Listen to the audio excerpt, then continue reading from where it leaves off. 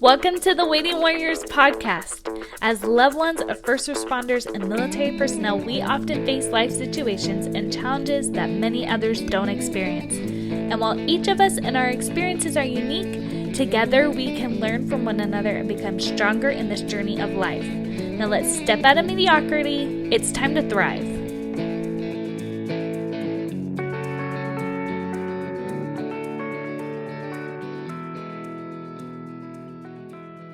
Hey everybody, welcome to the Waiting Warriors. Today we have a fun guest. This is Lindsey Gordon, who I've known my entire life. And welcome to the show, Lindsey.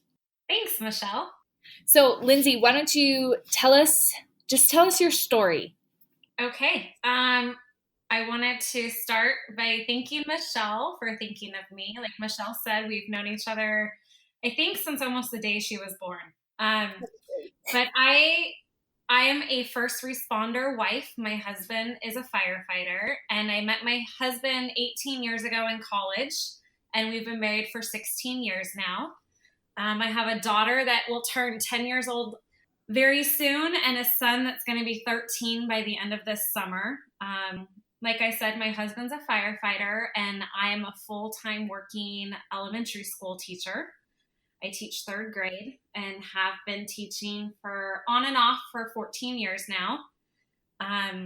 Like I said, we met when we were in college. My husband was working on getting his EMT classes, so his emergency medical technician classes. And by the time we were married, he was an EMT working 24 to 72-hour shifts at a time. So I kind of got a small taste when we were in college of what it was going to be like to be a firefighter wife. Mm-hmm. Some people don't really know what that means. And basically, it's different from military. Our husbands don't go on long deployments, but they do have to work. They work a standard 24-hour shift, but if they get overtime or force, they typically work 2 to 3, sometimes 4, 5, 6 days in a row. Yeah. So I kind of got an idea of what that was going to be about. After we got married, I just want to throw in there that I was diagnosed with an autoimmune disease, Crohn's disease. And I only share this because it's played a large part in our marriage and him being a firefighter. Yeah. My husband, after he got his EMT, I graduated college, and then he went on to paramedic school and the fire academy. And not by any choice of our own, but I was pregnant during both of his times while he was in school. And you can't work when you're in paramedic and fire school. So I was supporting us full time while having babies. So that was interesting. Wow. Yeah, you got to do what you got to do. So he would work the weekends, but he couldn't work during the week. So he was just worked his EMT job on the weekends. Mm-hmm. And then once he finished school, it took him a while to get hired. Being a firefighter in California, at least where we live, is very competitive. So from start to finish, it took him 8 years to get hired as a firefighter. And that was really trying my patience. But I just felt like if this is really what you want to do, then you got to do it. So something about my husband is that he loves being a firefighter. As a result, he's gotten lots of extra qualifications. So this has required him to be in a lot of extra schooling and a lot of extra training and time away from home and the family. And I've always been supportive of that because this will give him more career opportunities for him to move up. And as a result, he actually has moved up the fastest in his department in the whole entire history of the city. Oh, wow. Good for him. Yeah. So it's been really positive for our family, but in the same sense, it's been a big sacrifice because he's had to just take all these extra classes and schooling that are on top of his normal day job. So he started out as a firefighter paramedic. He then promoted to an engineer, and now he is a captain. And he's actually in college again right now, taking classes to finish his bachelor's degree because he has lots of specialties, but he doesn't have his actual bachelor's degree. So he's finishing that. He's doing online schooling right now through Colorado University. And he's finishing that up so he can hopefully, he's already taken all of his chief classes, and in the next few years, he would eventually like to promote to chief. And he's basically doing that to support our family. But living in Southern California and being a fire wife definitely has its challenges because California, or just the West Coast in general, is known for the wildfires. And It's so bad. that's where I lose my husband. So fire season, we kind of joke around, it really never ends in California. This past year, it went all the way through December. Yeah. It typically starts in June and goes through October. And Josh typically, that's my husband. I don't think I mentioned his name yet. He typically fights 4 to 5 wildfires per season, where he's actually on the front line fighting the fires. And then the rest of the time, if he's not there, he's backfilling at the stations. So when he leaves on a wildfire, it is a 2 to 3 week assignment where they go. And the difficult thing is, depending on where he's at, depends on if there's cell phone reception and if we can talk to him. If he's in a decent area, what they do is they work 24 hours on, 24 hours of rest, 24 hours on, 24 hours of rest. So during his 24 hours of rest, he'll be able to call us and we'll be able to talk to him for like 5 to 10 minutes. However, like 2 years ago, he was in an area where most of the summer we had no contact with him whatsoever. So that was difficult. So this is kind of where I've basically found myself as a wife and a mother. And what I found myself capable of is when he's gone on these long shifts, it was actually quite easier when the kids were younger. When my kids were little and he would be gone fighting these fires, they knew dad was gone, but they didn't understand why. And it was hard being, I call myself a single wife during those times, because you want a break from your kids. Like sometimes there are days when you're like, I just want my spouse to come home and help me out with the kids. Yeah. But when they're gone for long periods of time, as you understand, you don't get that break. And sometimes I don't know, you have to give yourself that break. So I've learned over the years to ask. I have family close by, so I've learned to ask for help with my family and just be like, hey, I need to go to the grocery store without the kids. Can you please come sit at my house for a half hour so I can at least go to the grocery store? And all I might need is a gallon of milk, but if I can just walk the grocery store for a half hour, I'm like, okay, I'm good. Yes. I think everyone has been there. Yeah, because when you've got kids, you don't get that emotional break. You're on all the time, especially if they're getting up at night. And then if I'm working during the day, being a school teacher, I'm with kids all day. So that's been kind of tough. But now it's harder as the kids have gotten older. They understand why my husband's gone. And they understand that there's a chance that he may not come home. So I really try to limit the news. The past few years, unfortunately, there's always firefighters that pass away on fires. And my kids will hear that and they'll be like, hey, is that going to happen to dad? So I think for me, that's been really hard, is seeing my kids emotionally understand what's going on with my husband. And I try to tell them that everything's going to be okay. But in the back of my mind, I really don't know if everything's going to be okay. So I've learned to put on, I don't want to call it a face or a front, but it is around my children. I've learned to be really strong in front of them and to really, because my husband's gone mostly during the summer when we're out of school, is to keep ourselves busy. So we try to fill our days with activities that we're blessed to live by the beach. We're blessed to live by someone that has a pool. We try to spend our days doing fun things, and my kids are involved in extracurricular activities, so we try to stay involved with that. I try to keep routines going so that when dad comes home, he's in the routine. But the hard thing is, I've realized when dad does come home that I've been in survival mode, that the routine's very different when he gets home. And sometimes we get in little arguments about, well, that's not how I do it. This is how I've been living. So this is how we do things now. And I kind of have to like reintroduce him to what our family's been doing while he's been gone. Yeah. Some crazy things that I've done while my husband's been gone is I have My husband considers me a very strong woman, and I consider myself now a very strong woman. I have bought and sold and moved a home without him. Yeah. That's probably one of the craziest things I've had to do. We sold our other house and I had to pack up and move by myself. And I bought a house without him ever seeing the house. He just had to trust my judgment.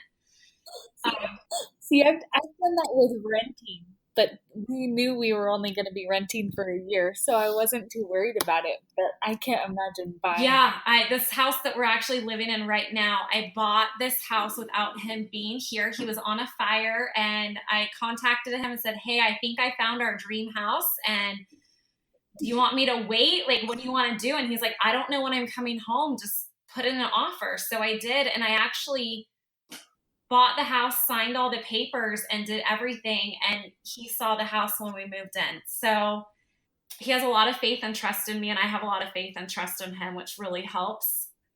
So that's kind of been one of the crazy things. Something else that I feel like I've really done well with is when things break, I've learned how to fix them. So I've learned how to fix pipes. Like, we've had sink clogs and things like that. Nothing too major, but I've done that. I've learned with moving houses twice now, I've moved without him, and there's been things wrong with the house that I don't know how to fix. And I have a good group of people that I know through my husband that are like plumbers and electricians. So I've learned to call people and ask for help, which is a huge thing. Yeah. Admitting that you need help. Sometimes you can't do it all by yourself.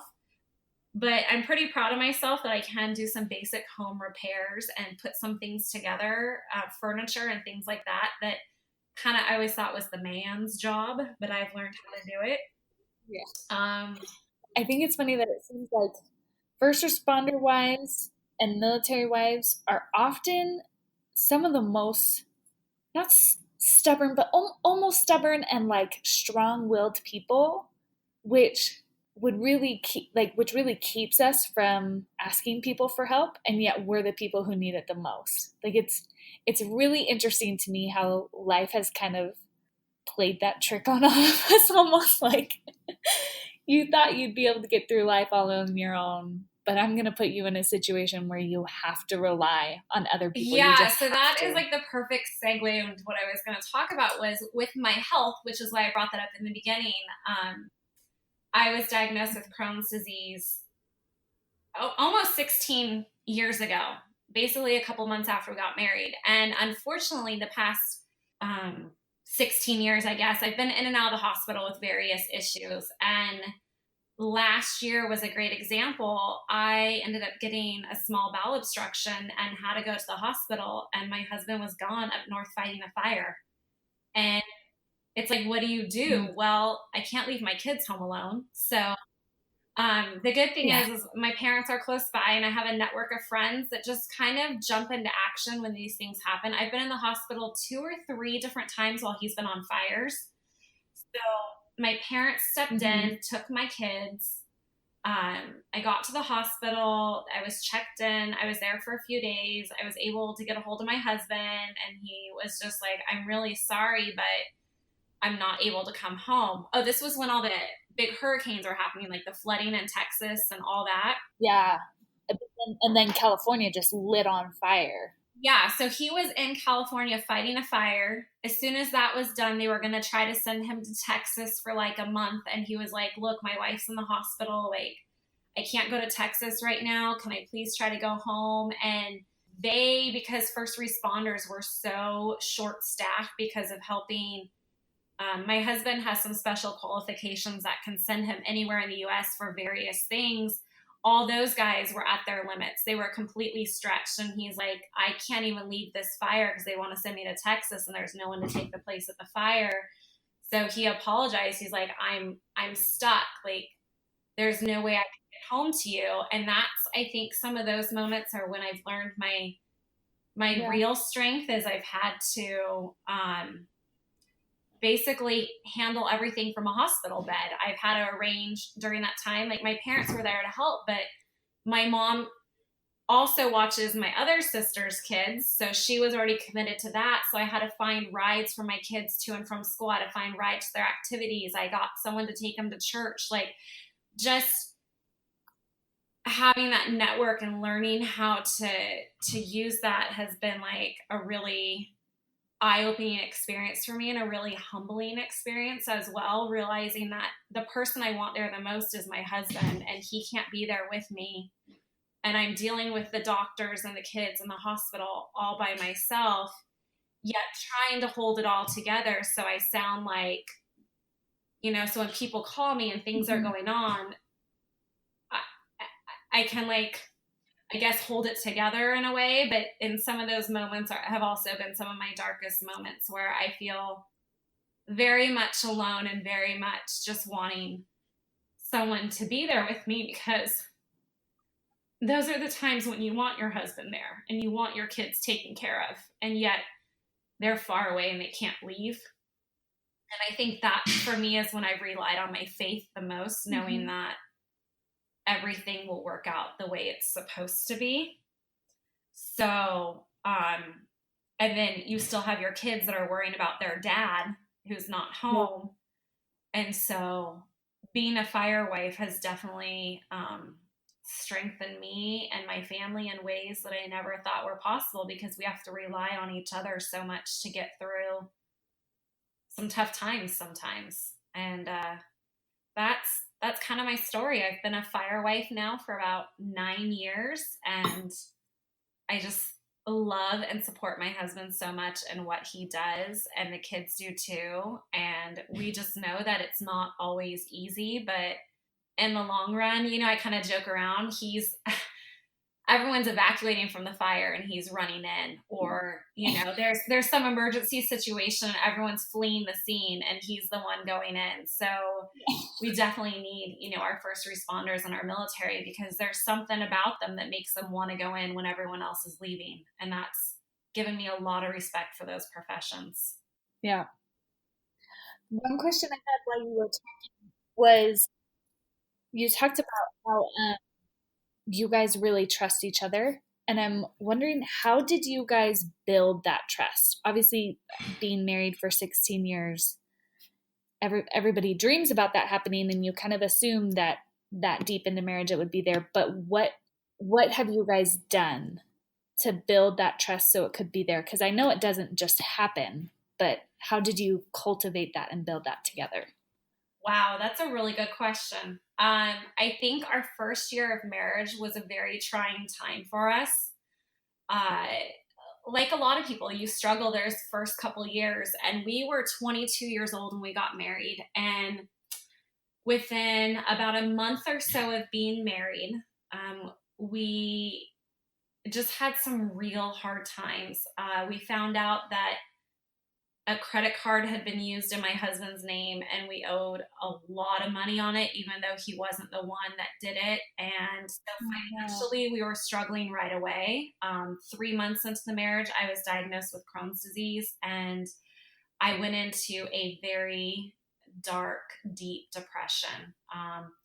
Because here I was, I'm 22 years old, I'm newly married, it's my first year of marriage, I'm finishing up my last year of college, it's the time of my life, and I was diagnosed with such a debilitating disease, and I really had to rely on my husband. I had to stop working and do all sorts of medical things that were just so draining that I really had to rely on him to take care of me. And he had to start working 2 to 3 jobs to help make ends meet. And from that point on, I really just had to put my faith and trust in him. And then after that first year, things started to improve. I got a job and I started putting him through school, and he had to rely on me at that point to make ends meet for us. And I think from the beginning, we just realized we were a team, and no matter what we did, we had to work at it. We made all of our decisions together, like big decisions. We always really thought about it and prayed about it, and we really wanted to have this amazing relationship. We came from families that our parents are both still married, but we wanted this dream fairy tale, and it didn't happen that way. And I think because our first year was rocked so hard with so many different things. Our first year, we were working between the two of us 5 jobs. They weren't big jobs, they were little jobs. And I worked when only I could work because of health issues. And I think that's really what built our trust in the beginning was we kind of joke around like most people would have given up on their first year of marriage because it was so hard for us. Like we moved in 3 different apartments. We were just financially, emotionally, medically spent. And we just had to stick it out and make it work. And I think I was totally crazy. I always joke around and say that, but I really think I was. And for him to stick by my side and to see me through everything at such a young age too, when it's so easy to walk away, really helped us build that trust. And then we still, to this day, we talk every day that we can. If he's at work or I'm at work, we always have a first phone call in the morning. We'll always call each other on our lunch breaks, and we always call each other in the evening. So we try to talk at least 2 to 3 times a day when he's around. Obviously during fire season, that's not a possibility, but really just try to keep those lines of communication open at all times. And I think that's what's really helped us is we get each other now. Yeah. That's awesome. I knew there had been a ton going on with you with the health, but when that was going on, I was a teenager and stuff, but we were in the same church, so I knew things were going on, but I had no idea. So to put it in perspective, because you're the same age as my sister, correct? Yes. So when I got married, she was 10 years old. So you were 10 years old, so I don't expect you to remember that, 10 or 11. You were a baby. But yeah, and it's really difficult when you're so young and you get diagnosed with a disease that you're told is incurable and you go on multiple medications. And for me, they just didn't work. I wasn't in remission actually until 2009. So it took me 7 years later to finally get things under control. So my husband, I've really had to put my faith and trust in him during some difficult times, which has really, I think, helped me support him now in his career and what he does because we've been through so much throughout our marriage. Are there ever, and just so the audience knows, Lindsey said I could ask her any question. She's an open book. So I'm going to ask kind of a difficult question. Is there ever a time where the faith and trust, there's a fleeting thought of doubt, and what do you do with that? Like, do you have kind of an immediate response or a process to get rid of that? Oh gosh. Yeah, of course I doubt. Of course I question things. Of course I lose faith in things because I'm human. I would like to say I'm rock solid, but I'm not. Sometimes it's not immediate. Sometimes I do wallow and have self-pity, especially in July, around my daughter's birthday. I can't even tell you when my husband was last home for her birthday. And my son's birthday's in September. Same thing. I have no idea when he was last home for his actual birthday. Yeah. And the start of our school year. And for me, that's really busy being a teacher, starting my own school year, but having my kids start their school year and typically him missing the first day of school. And I get angry and bitter and upset sometimes that I see other moms with their husbands there or other kids with their dads there, and my kids miss those opportunities. So I definitely have moments where I'm just like, this sucks. This is awful. Like, why me? Why our family? What usually gets me out of it is I usually call my mom, and moms are great. She always puts things in perspective, and she's like, yeah, but look what your husband can do. With his job, he is able to take off time and coach my son's teams. And so she always spins it in the positive. There are times where I will just call up a friend and be like, hey, let's go do something. I need to like get my mind off of this. Or and definitely my religious beliefs, my faith help me. I can dive in and study and ponder and pray and remember that I have things pretty well. And then some things I do to take care of myself when I'm having those moments is Sometimes I'll go get a pedicure and a manicure. A little girl time is always good. And then whenever my husband comes back from a long fire, it's kind of a tradition now. I get to go get a massage. Well deserved. Yes. And then at the beginning of last school year, which was the first time he's ever done it, but it meant a lot, he actually sent me flowers, and the note was very simple, but it was something along the lines like, "You're such a strong woman and I admire you. Have a great school year." And so, but yes, I do have moments like everyone does where you're just losing that faith, but they're fleeting. They don't last very long. I try not to harp on them because the negative can definitely take over your life. So I try to keep things positive and moving forward. Awesome. Okay, last question. What is your key to thriving that you would like to share with other waiting warriors? I think the key to thriving for me personally that I would love to share with others is that whether it's your husband or for men, your wife that are out there, I think it's remembering that they are serving the community and the world in a way that many others can't. And it's such an admirable career and choice that my husband would hate me for saying this, but I admire and adore him for that. And I think to remember that you're not alone, that there's tons of other people going through this, and that we all have each other's backs and that we all support each other, and just to keep supporting our spouses too, because it can be a very lonely and draining line of work sometimes, depending on what they're involved in, but they're all exposed to things that you and I probably wouldn't want to see or comprehend. And I think just keeping that going for them and for us is probably the best thing we could do. Amazing. Thank you so much, Lindsey, for being on the show. I know I've looked up to her for years.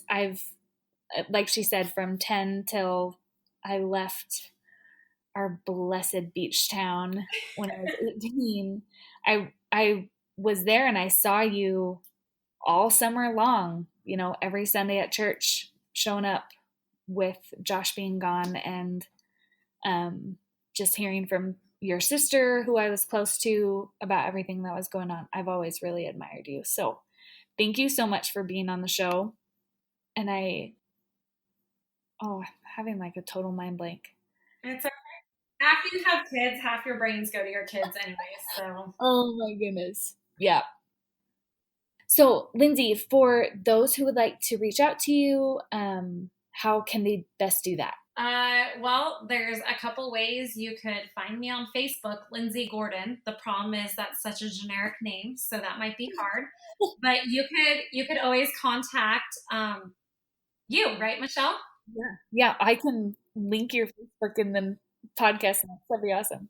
Yeah, they can contact you, and because I know you so well, you could get a hold of me instantly, and I could respond to anyone. I'm always willing to reach out and share my story and whatever info I might have with anyone. It'd be my pleasure. Because it's like you said, we have a very lonely position as the loved ones of firefighters and law enforcement and military and all those first responders, but at the same time, we're not alone. We can all be here for each other. So again, thank you, Lindsey, and for all you listeners out there, until next time, you guys have a great week. Today's sponsor is Brightbox. Brightbox is an easy, affordable way to brighten somebody's day. You can send someone a quick pick-me-up without the hassle of running around. The purpose of Brightbox is to lift, love, and serve others. Brighten a day with just a few clicks from your phone, sending a customized box straight to the drawer with the price points of $5, $10, or $15 and free shipping. Find a perfect fit at brightboxes.shop or follow along at Brightboxes on Instagram for all kinds of ways you can serve and give back to the world. Brighten a day with Brightbox.